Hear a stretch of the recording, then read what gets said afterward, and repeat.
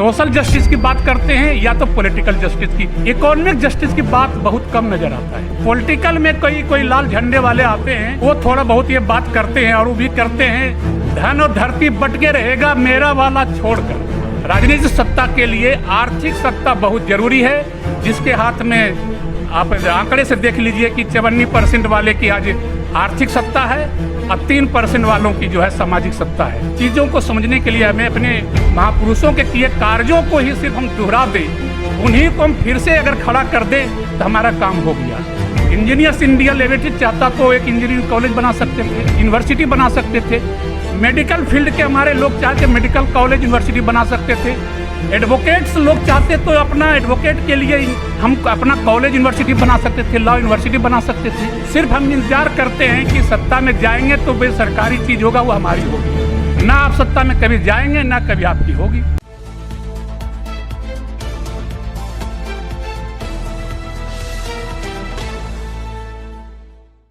Thank you sir, आज की meeting में मुझे कॉल करने के लिए और आज के सभागार में उपस्थित मंच के सामने और मंच के ऊपर आसीन सभी महानुभावों का मैं जय भारत, जय संविधान, जय अंबेडकर, जय साहू जी महाराज।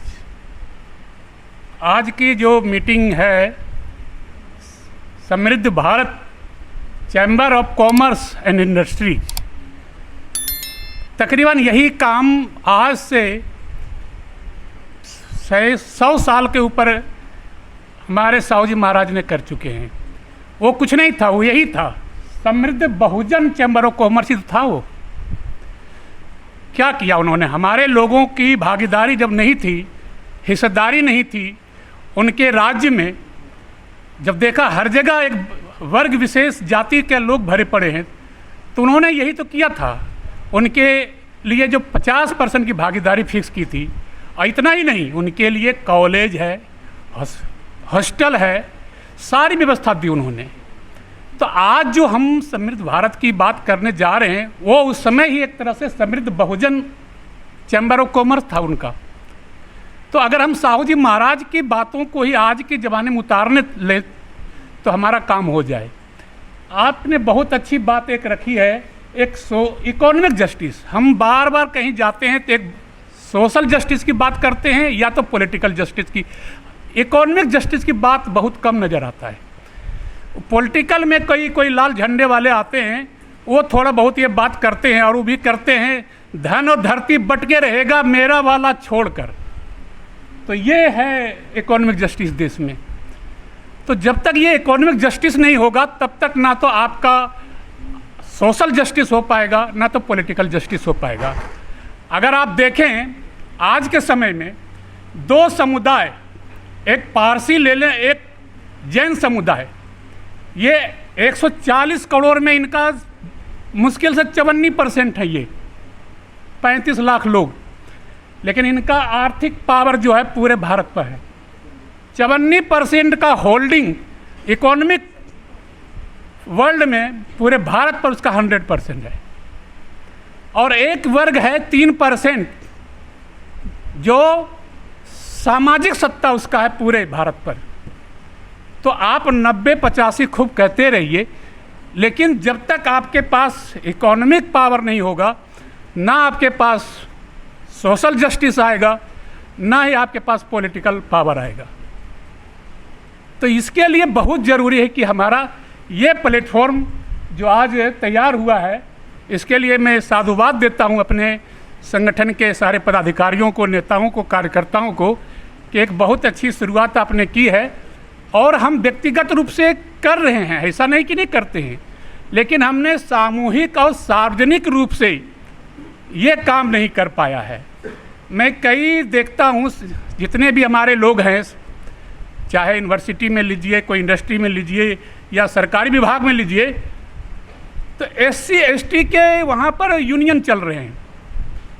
और इतने यूनियन हैं कि अगर वो चाहते तो अपने लेवल पर, इंजीनियर्स इंडिया लिमिटेड चाहता तो एक इंजीनियरिंग कॉलेज बना सकते थे, यूनिवर्सिटी बना सकते थे।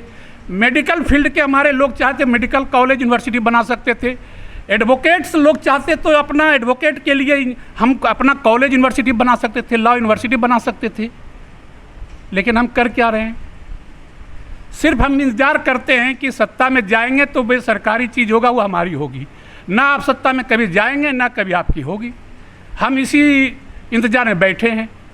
तो आज कहीं न कहीं आपको अपनी तैयारी करनी पड़ेगी। जो हमारा दुश्मन है या जो हमारा विपक्ष है वो हमेशा अपनी तैयारी कर रखा है।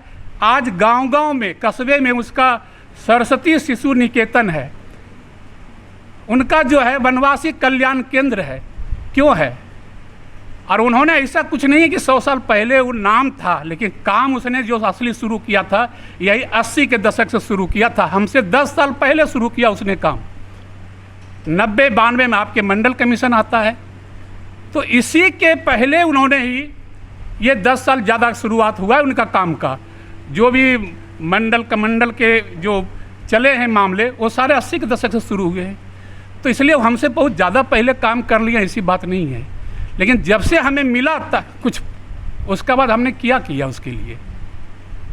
तो ये सारी चीज़ें हैं कि आज के जो जन्मदिन पर हम जमा हुए हैं साहू जी महाराज के, और आज जो हमें पहली वर्षगांठ मना रहे हैं चैम्बर ऑफ कॉमर्स का, तो इन अवसर पर हमें ये चीज़ें तैयारी करनी पड़ेगी अपनी लेवल पर कि आज जो हमें कहा जाता है कि 2% नौकरियां हैं सरकारी क्षेत्र में, 98% आपका जो है प्राइवेट सेक्टर में है।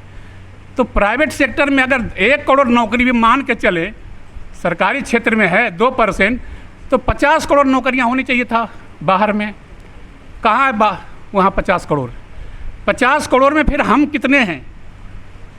तो ये सारी चीज़ें देखने की है। तो जब तक हम ये नहीं समझ पाएंगे तब तक हमारी भागीदारी जो सत्ता और समाज में होनी चाहिए वो नहीं हो पाएगी।